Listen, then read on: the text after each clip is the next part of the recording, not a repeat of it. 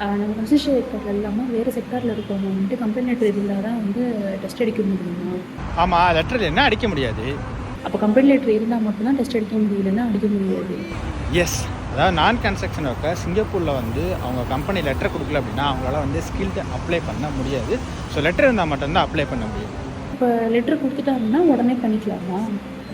Letter கொடுத்தாங்கன்னா உடனே apply பண்ணிக்கலாம். பட் இப்போ என்ன பிரச்சனை அப்படின்னா, இப்போ அப்ளை பண்ணாலும் எக்ஸாம் டேட் வரைக்கும் மினிமம் 3 மாதத்துலேருந்து 6 மாதம் வரைக்கும் டைம் ஆகுது அப்படின்றாங்க.